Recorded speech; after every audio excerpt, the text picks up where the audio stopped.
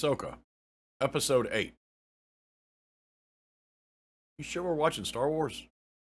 Wookie, you're so bad. Now let me start this out. There is no way that Dave Filoni is a real person. They would have had to gone to several graveyards to collect all the parts for his body because he doesn't have an original bone in him.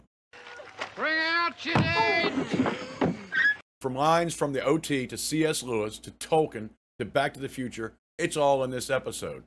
Nothing actually happens in this episode except Ahsoka loses again. In fact, that's all she does in this series is lose every time she's involved in something. Anakin would be so proud. Oh yeah, that's right, he's back. Who would have thought Thrawn is completely wrong and only has one line in the series that would even come close to his character? And we get the reveal that the person with a low enough midichlorian count to evade Imperial detention while making weapons for the Empire can use the Force. Everyone's a Jedi. It's amazing.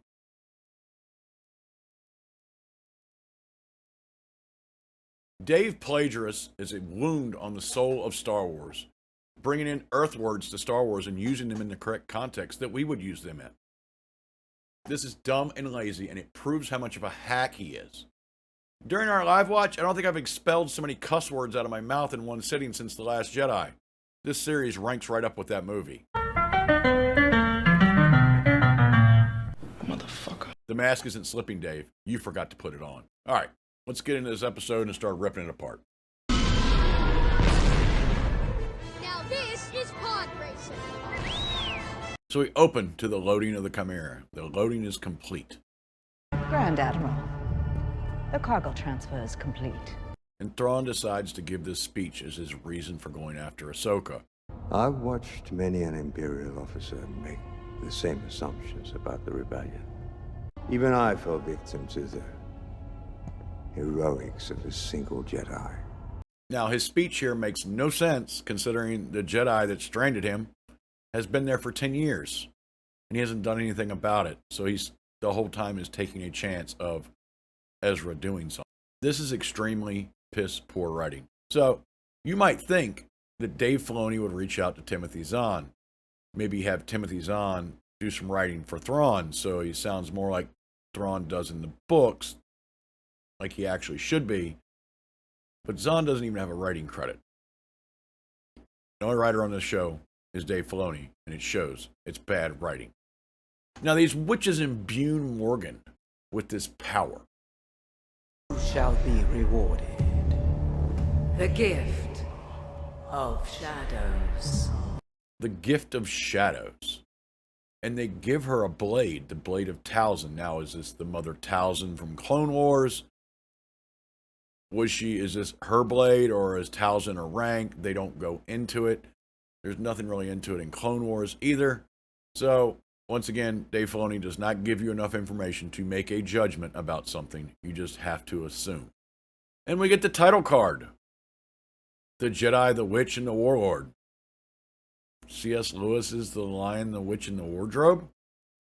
Come on, Dave. That's just straight theft. Stop. Stop, please. Dave Plagiarus. Now we come back and Ahsoka's ship is flying over the Harefoots, doing like 20 miles an hour. Was that like half a parsec? Something like that. It's barely moving. It's crawling. They're supposed to be stopping Thrawn. And they're crawling. So we get this scene here with David Tenant Bot and Ezra. Ezra's building a new lightsaber. Incorrectly, by the way, most of the time when you see them, you know, they're floating in the air and they're putting them together with the Force. This thing's in like a vice. And we get the name drop. Who taught you how to build a lightsaber anyway? Kanan Jarus. Now, Kanan Jarus is a pretty important character. Kanan Jarus was pretty much the adopted dad for Ezra and Sabine. Now, it is cool that David Tenant Bot knows his real name, Caleb Doom. Told you, I taught almost every youngling at the Jedi Temple, including your master. Clever boy Caleb was, very curious. A little shy, perhaps. That is kind of cool, and he helped Caleb build his lightsaber so he actually knows the parts that he's looking for. Kanan took the one, the other I held onto in case he ever needed it. it is proper that you should have it. Now, this conversation that goes on between David Tenant Bot and Ezra, I'm actually okay with. This is the only thing in the show that I was okay with. It showed the connection between Kanan and Ezra.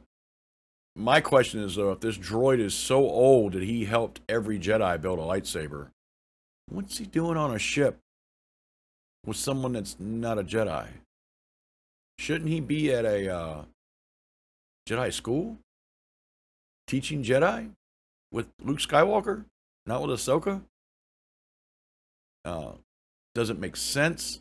I think this guy would be pretty handy to Luke Skywalker. And we finally get the information about when the Night of 1,000 Tears happened.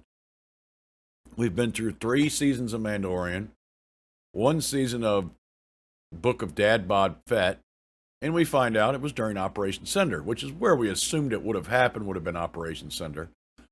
But since the series kind of stopped a year before the Battle of Yavin, we don't know if they did it after they blew up the first Death Star as a show of force or whatever, because remember, they broke free of the Empire about right before the end of the series.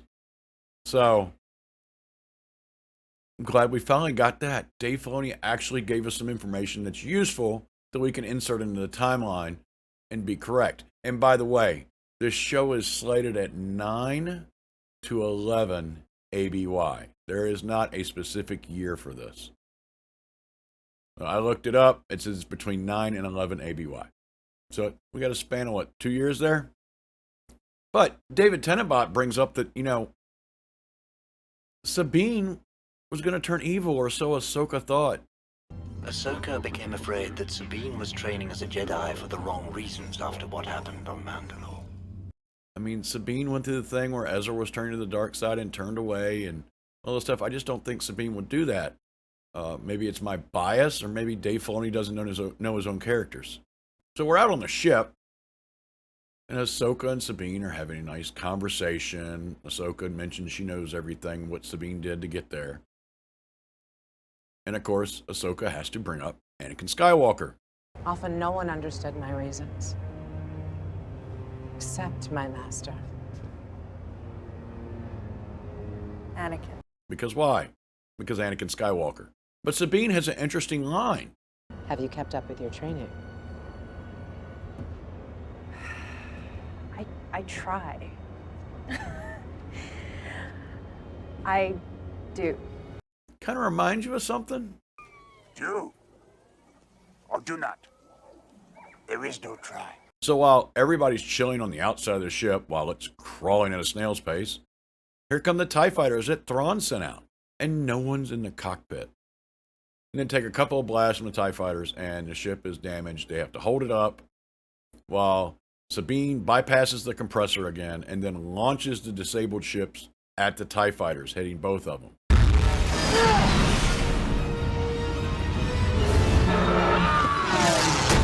Now here's a side note.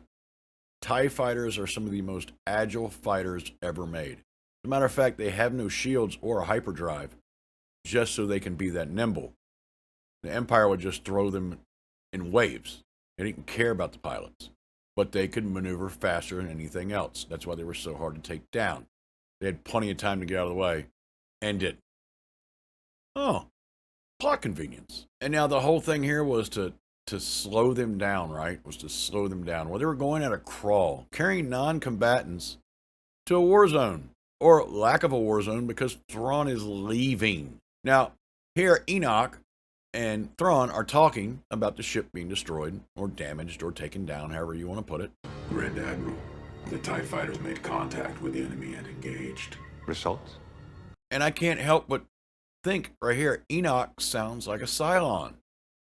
Battlestar Galactica, not Star Wars. Now, they've played with some of the sound effects in this where they've almost sounded like Star Trek. The ciphering of the code for the destination to this planet kind of looked like the Stargate chevrons. So we've had mixtures of everything in this show. Last episode, we had Lord of the Rings with the Uruk-hai and the Wargs and Ahsoka the White. So now we are borrowing more from other sci-fi shows. Okay, Dave. It's your show. Now, Thrawn has a line here. The options to prevent our departure are now severely limited, if not impossible. Which is why we should prepare for a ground assault. Sounds pretty familiar. We route all power to the energy shield. Gotta hold until all transports are away. Prepare for ground assault. Now, by Thrawn taking out their ship, they've actually got on wargs, left the Harefoots, and are now hauling tail across the planet's surface to Thrawn. Once again, in Thrawn trying to delay Ahsoka, he has sped her up. Man, Thrawn's a genius. Oh my God, he's so smart. So big brain. You wrote some really disturbing fan fiction. Now, why was he so worried about that ship? I mean, the Eye of Sion, the Star Destroyer attached to it. Between those two things, couldn't they take out one little Jedi starfighter? It's not even a starfighter, it's a cruiser. They're so worried about taking it out in advance, they could have took it out in the air. So none of this stuff makes sense. I mean, a tactician would have probably, looked at the vehicle, seen it was doing like 20 miles an hour. It was going to calculate it would take them, 3 days to get where they were going, to get to him. He could be gone by then. Break atmosphere and hit hyperspace. Done. So now Morgan's inspiring the troops. Thrawn gives an interesting speech here about sacrifice. All were honored to make the sacrifice. For you. It is for the Empire. The security of our galaxy. This is the closest thing we've gotten to what Thrawn should actually sound like. I always said in the first episode they showed him, where all the troops were chanting Thrawn. Thrawn would not be for that. It would be for the Empire or for the Emperor. It would not be chanting his name. Now, while this is going on, they contact David Tenant Bot. David Tenant Bot's working on the ship to put it together. And Bilbo Fraggle Rock electrocutes himself. Kind of reminds you of something else, too. A lot of this going on. In the meantime, Ezra has explained why he ran away from Thrawn with the Night Witches and all this stuff. And don't blame him for running away. But it doesn't explain why Thrawn hasn't been hunting him. And Thrawn had all the resources to take him out. Why he didn't do it remains a mystery. Only Dave knows. Why do we want to talk about that? Now, as they're racing up on these wargs, and I'm going to call them wargs, the CGI is really wonky. It kind of made me nauseous when I first watched it. Even the second watch, it still kind of made my stomach move around a little bit. I didn't particularly care for it. They get into the temple, or the tower, or whatever you want to call it.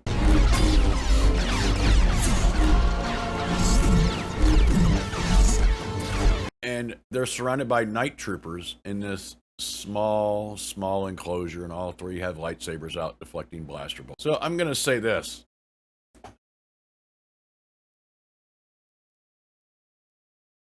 Hera, Zeb, and Sabine were not Jedis, but they assisted their Jedi counterparts. They worked as a team, worked as a unit.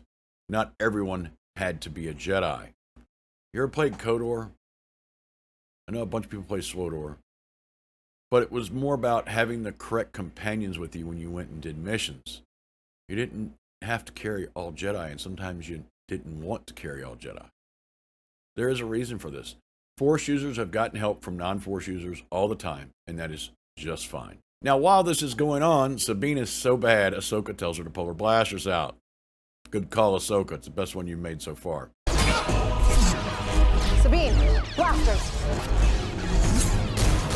Once they've cleared the room of all the night troopers, we get George Romero. While the reviving of the troops goes along with the ghouls of the Night Sisters. I understand that. Just Star Wars is not a horror movie. So while this is going on, Thrawn is departing, and he gives Morgan a goodbye message, and she has her own. Now, as Ahsoka encounters Morgan, she makes Sabine and Ezra go ahead to stop Thrawn. They split up. This fight is atrocious. This fight coordinator should never work in Hollywood again. Now, here's a very important part. For most of this show, Ahsoka has been completely covered from head to toe in clothing. Well, now here her arms are bare, and you can see that there is no muscle definition in Rosario Dawson's arms. Now, at one time, she was extremely fit, but here she just looks skinny. And I don't think she's that skinny by the shape of the clothes. I don't think she's practiced very much with a saber. I don't think Dave made them practice that much with a saber. Dave's kind of a chunky fella himself, and, you know, looks like he enjoys sitting around. It has destroyed saber fighting in the show. And we'll get into that again as we get towards the end of the episode. But this fight is bad. It looks more like a dance than a fight. Was this person the fight coordinator on Rings of Power too? I mean, this is bad. Now, as Ezra and Sabine reach the top of the tower to get into Thrawn's ship, they encounter 2 zombie death troopers. Now, these guys don't die and turn into zombies. They're already zombies. You can see where Sabine has blasted part of the face mask off, and you can see the jaw hanging.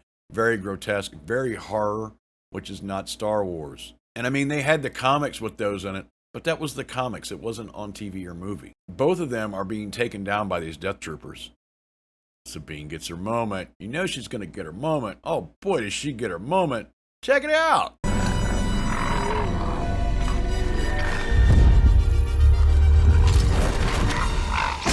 Man, seemed kind of familiar, didn't it? Kind of like another scene from Star Wars.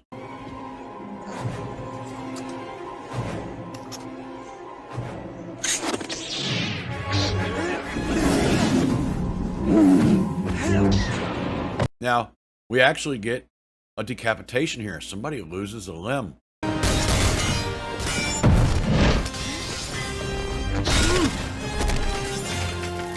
Or a head. It's about time. We've seen like some cuts and stuff like that, but we haven't seen arms fly, heads fly, anything like that. Okay, Filoni. Did that one right at least. And now, Sabine has to flex her powers.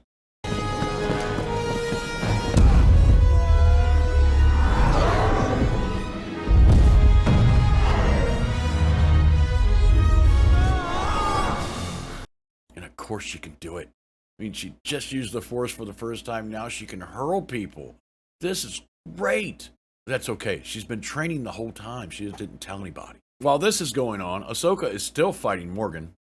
And now the night troopers have caught up to them and just start blasting away. So Ahsoka has to back up. Now remember, they were in the middle of a sword fight. And the night troopers just started blasting at her. Okay? Kind of unfair advantage, right? So they get to the top of the tower. And the night troopers just stop firing. So once again, it's 1v1, Ahsoka versus Morgan. And we get this gem. Your friends are dead. And you will die here. Alone. Not alone. Man, that sounds familiar too. What movie could that be from? He'll die alone, as will you. She's not alone. See what I'm getting at?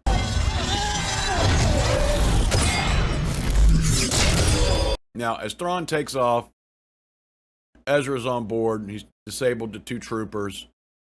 He does his little thing that he normally does with the walkie-talkie, trying to sound like a stormtrooper. Works. That's Ezra's character. Fine with that.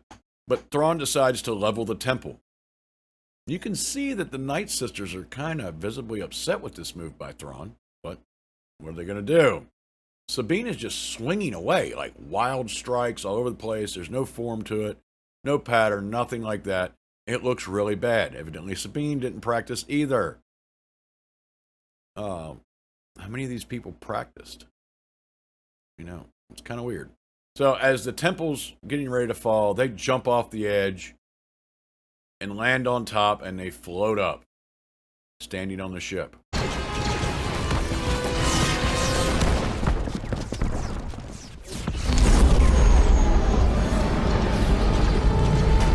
Man, can you do that in another movie? Oh, yeah.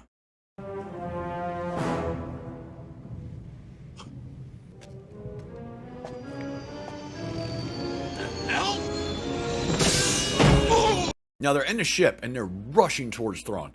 They're going as fast as they possibly can to get to Thrawn, dumping all the energy to the boosters so they can get up there. Now, Thrawn hails him, and they have an interesting conversation. Concluded your strategies would be similar. One wonders just how similar you might become. Now, this is another thing that Dave's been doing that I don't like. This is where a Ronin such as you belongs. Ronin. That is an Earth term. It's a Japanese Earth term. And he uses it in the correct context, as he would as an Earthling. These people are not Earthlings. This is Star Wars. This is not the real world. This kind of stuff aggravates me. Like, coffee is chaff. It has its own name. He could have just called her a name and then put it somewhere that meant something like a Ronin. He did not have to use the word Ronin. It was horrible. Bad writing choices. Dave Filoni. It's not lame, bro. That's gay. Now Thrawn just switches on the hyperdrive and he's gone. Long live the Empire.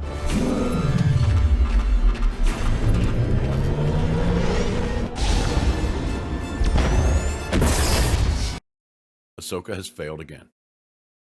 That's all she's done this season. Just fail. Thanks, Dave. Now, they go back to the Harefoots, and the Harefoots jump up and down and sound like Ewoks.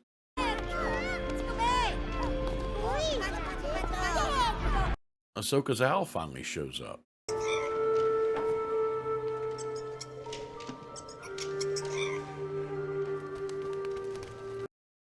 It's kind of weird. Hasn't been there for the whole season. Now all of a sudden it's there. What are you alluding to, Dave? I got an idea. Shin goes to the bandits and holds her lightsaber. She is now queen of the bandits. Ooh. And then we finally see Baylan, who we haven't seen this entire episode, who has no speaking lines in this episode, is probably the best character of the show with no speaking lines, standing on a giant statue of the father. That's right, folks. Welcome to Mortis. You're on the planet. Peridia is Mortis. And you have like this thing off in the distance that kind of resembles Mordor, Eye of Sauron, this giant light beaming into the air. Man, why do we got to keep going after stuff like that? Why do we have to keep bringing other genres in here? Why do we have to keep bringing other brands into Star Wars? Oh, because Dave's an idiot. For those that are like, Wookiee, what's Mortis? Who's the father? Well, you're going to have to go watch Clone Wars. There was a 3-episode arc that was meant to be more fantasy than anything else. And no one ever talked about it again. Ahsoka did get the owl out of it. She was killed by a Force god. She was then revived by a Force god that sacrificed itself so she could live, which is how she got the owl. That is the avatar of the daughter. The father sacrificed himself so that they could take the son down, who was the dark side of the Force. It's a whole convoluted thing. Just know that the only time it's ever been mentioned again was Ahsoka talking to Ezra because Ezra could see the owl, and not many people could see it. So, and it was only mentioned that that was her protector. She didn't say, well, you know, this Force god died for me, and now I've got this owl. Mortis was a whisper and a whim. It was part of the reason why cartoons should not be considered 100% canon. It's a whimsical little thing that existed for 3 episodes, and we never heard any more about it again. No one ever mentioned it, except Dave Filoni. So, go watch a cartoon so you can figure out what's going on. I think it's like season 3, something like that. I have to look it up again. Now, we show up at Dathomir with all these caskets, these hibernation chambers, I would say they are. Who knows? Dave's not going to tell you. Now, we see Baylan's ship flying to the Republic fleet. How does Ezra know where the Republic fleet is without radioing ahead? How would he know that? And once he lands on Home 1, of course, he's met by Hera and everybody else there holding guns at him because he's wearing zombie stormtrooper gear. Helmet and all. Now, these guys are zombies. Wouldn't that stink? Why wouldn't you take it off as soon as you got off the ship? You know, like while you're in hyperspace traveling to the fleet? And Once again, makes no sense other than for suspense. Even then, we don't get a proper reunion between Hera and Ezra. You would think they'd be running each other and hugging. But no, you get Chopper standing in his leg. Thanks, Dave. Really appreciate that. You know, major characters, you know, used to be a fan of your shows. Now we cut back to Mortis, and Ahsoka and Sabine are telling each other why losing was okay. And that's fine, because they're losers. But then we get Force Ghost Anakin. This is complete bullshit. So Force Ghost Anakin goes to visit his failed apprentice, who has done nothing but fail for 8 episodes. And instead of going to go see his son and being like, hey, you need to go to my castle, get this thing called a Wayfinder. It's in this drawer next to this over in his corner. Use the Wayfinder, go to Exegol, and finally kill Palpatine, because me throwing him down the shaft didn't kill him. He's got a whole backup plan. I mean, wouldn't that make sense? Instead of standing there smiling, watching failure Ahsoka, Anakin is not going to save your show. Disney has destroyed Anakin's story. While it is fun to see Christian Haydenson as Anakin, it's gotten old already. It really has already gotten old. I think we're over it. I think a lot of people got over it after episode 5. Showing him again just shows you're a piss poor writer. And now you're bringing Mortis in. This has been Dave Filoni slicing open Star Wars, showing us that the bowels are rotten as they hit the sidewalk. This is the last nail in the coffin of Star Wars. The Acolyte is going to be a joke. This is supposed to become a movie series. This is supposed to become the Mandoverse and Infinity War type event. Well, first of all, per Disney canon, this is a time of peace. The Republic's not going to be thrust into another war. Disney doesn't care about their canon. If Disney doesn't care about their canon, why should you care about their products? Because it's just another fairy tale. Oh, it looks pretty. The girls are cute. It's Anakin. But it's hollow and dead inside. It really is. I give this entire season a 0 out of 10. This is a joke. This is a shadow of its former self. Dave Filoni couldn't even write the characters that he wrote before correctly. It's like he's treating them all as they have PTSD and brain defects. I am glad that there are no other writers on the show. Only Dave Filoni, because he is the failure. Sure, Rosario Dawson sucked as Ahsoka. Sabine sucked as Sabine. Ezra, he was just a little femboy. Balin was the best thing in here. And that is probably only because of Ray Stevenson himself. He was the only class actor in here, in my opinion. Thrawn sucked. Chopper was Chopper. We love Chopper. Hera sucked. No mention of Luke Skywalker, which would have easily rectified the situation. And lots of failure on the parts of Dave Filoni's character. Only one of them was successful.